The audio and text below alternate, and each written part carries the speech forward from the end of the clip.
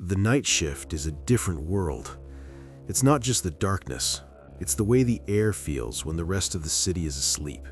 It gets heavy, thick. You start to notice things you'd normally ignore during the day. A flicker in the fluorescent lights, a door that was locked 10 minutes ago, now standing slightly ajar. The feeling of eyes on the back of your neck when you're the only person in the building. Tonight, I'm sharing 3 stories from people who worked the graveyard shift and realized they weren't as alone as they thought. I used to work at a 24-hour gas station out in the high desert. It was a lonely job, but it paid well for what it was.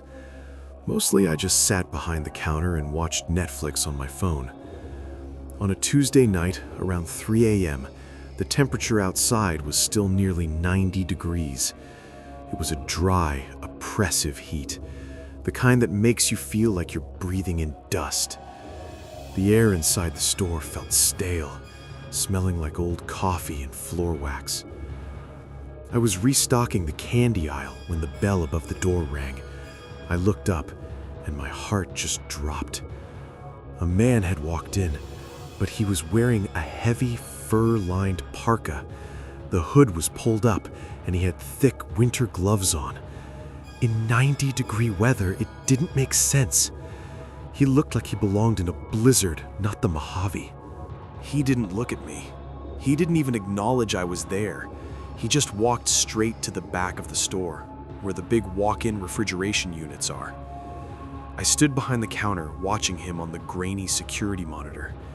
He just stood there. He wasn't opening a door. He wasn't looking at the drinks. He was just staring at the glass, perfectly still.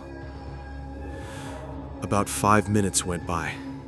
I cleared my throat and asked if he needed help, but he didn't move. That's when I noticed the sound. It started as a low vibration, a deep, rhythmic thrumming that I thought was the cooling system acting up, but it was getting louder, and it wasn't coming from the machines. It was coming from him. I walked toward the back, my heart hammering against my ribs. The air back there was freezing, way colder than it should have been near the fridges. As I got closer, a smell hit me. It wasn't gas or oil. It smelled like old, wet cardboard, mixed with something sweet and rotten, like meat left out in the sun. "Sir?" I said. My voice was shaking. He didn't turn around, but the humming stopped instantly. The silence was worse. It was so quiet I could hear the blood rushing in my ears. Then he started to unbutton the parka, slowly, one button at a time. I saw something dark and wet start to leak out from the front of the coat, a thick, grayish fluid that began to pool around his boots. Then I saw his hand. It wasn't a hand. It looked like a cluster of pale, twitching fingers, way too many of them, all tangled together like a knot of worms. I didn't stay to see the rest. I ran for the back office, locked the door, and called the police. While I was on the phone, I heard a sound like wet leather being dragged across the floor. Slap, shik, slap. It stopped right outside my door. The doorknob turned, slowly, then stopped. When the police arrived 10 minutes later, the store was empty. The only thing left was a massive puddle of that foul-smelling grayish fluid on the floor, and the parka. It was lying in a heap in the middle of the aisle, and it was still vibrating. The police never found the man. I quit that night. I still can't go into a gas station after dark, and I can't stand the sound of a refrigerator. I work as a night security guard for a logistics warehouse. It's a massive building, nearly 500,000 square feet of concrete and steel. My job is simple. Walk the perimeter, check the locks, and make sure nobody is trying to steal copper. Most nights, the only sound is the metal of the building settling, a loud crack that echoes through the empty space like a gunshot. Last month, I was on the 3rd floor. This area is mostly used for long-term storage. It's filled with old crates and broken machinery. It always smells like stale grease and dust. At 2 a.m., the motion sensors in Section D went off. I checked the monitors back at the desk, but the cameras were just showing static, a thick gray snow that wouldn't clear. I sighed and grabbed my flashlight. I figured it was just a bird or a stray cat that had gotten in through the vents. As I walked into Section D, I felt the sudden drop in temperature. My breath started to mist in front of me. It was weird. The HVAC shouldn't have been running on this floor. It felt like walking into a meat locker.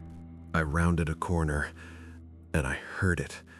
A soft, wet sound, like someone was dragging a heavy piece of meat across the concrete. I froze. I called out, telling whoever was there that they were trespassing. The dragging sound stopped. Then I heard a voice. It sounded like a little girl, but the pitch was all wrong. It was too deep, distorted. "Can you see me yet?" it whispered. I tilted my flashlight up toward the steel rafters. Sitting on a beam 30 feet above the ground was a man. He was wearing a security uniform exactly like mine, but his limbs were wrong. They were too long. His elbows bent backwards, and his skin looked like it had been stretched too tight over his bones. He was crouched there like an insect, staring down at me with eyes that reflected the light like a dog's. He didn't move. He just smiled, showing rows of teeth that were far too sharp and thin. I didn't wait. I turned and bolted for the stairs. I could hear him behind me, not running on the floor, but scuttling along the ceiling. I could hear his fingers clicking against the metal beams like dry sticks snapping. I made it to my car and drove straight to the police station. I never went back for my last paycheck. The company called me a week later. They said they checked the footage. They said the cameras didn't show anyone else in the building, but they did show me running away from something that wasn't there. But I know what I saw, because when I got home that night, I found a silver security badge pinned to my front door. It wasn't mine. Mine was still in my pocket. The badge on the door, it was covered in something wet and cold. I've been a 911 dispatcher for 6 years. You hear a lot of strange things, but you learn to stay detached. It's the only way to survive the job. But 3 months ago, I got a call that I'll never forget. The call came in at 4:12 a.m. A woman's voice. She was whispering, sounding absolutely terrified. She said there was a man in her backyard. She described him perfectly, tall, wearing a black hoodie, standing perfectly still by the swing set. She said he was just staring at her window, and he was holding a long, thin object in his hand. I started the dispatch protocol. I asked for her address. She gave it to me, and I felt a cold chill wash over my entire body. It was my address, my house, in a suburb 40 minutes away. I tried to stay calm. I thought maybe it was a prank or a mistake. I asked her name. She didn't answer. Instead, she said, "He's moving now. He's walking toward the back door. He has a key." I pulled up my home security feed on my phone with shaking hands. I looked at the camera covering the backyard. It was empty. The swing set was still. There was nobody there. "Ma'am," I said, my voice cracking, "I'm looking at the backyard right now. There's nobody there. Please stay on the line." There was a long silence on the other end of the line.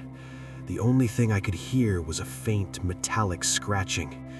Then I heard a sound that made my blood turn to ice. It was the sound of a door clicking open, but it didn't come from the phone. It came from the hallway behind me, right there in the dispatch center. I turned around slowly. The dispatch center is a secure building. You need a key card to get in, but there, standing in the doorway, was a man in a black hoodie. He was holding a phone to his ear. "I see you now," the woman's voice said through my headset. But the man in the doorway, his mouth wasn't moving. He didn't say anything at all. He just stepped into the light, and I realized he wasn't holding a phone. He was holding my spare house key, the one I keep under the fake rock in my garden. He must have been at my house. He must have taken it. The line went dead. The lights in the room flickered and died, and in the darkness, I heard him start to hum, that same low, vibrating sound. I hid under the desk and waited for the police. They found me there an hour later. The man was gone. There was no sign of a break-in and no recording of the 911 call on the server. They think I had a breakdown, but every morning when I go to my car, I find a small gray stone on my windshield, just like the one from my garden.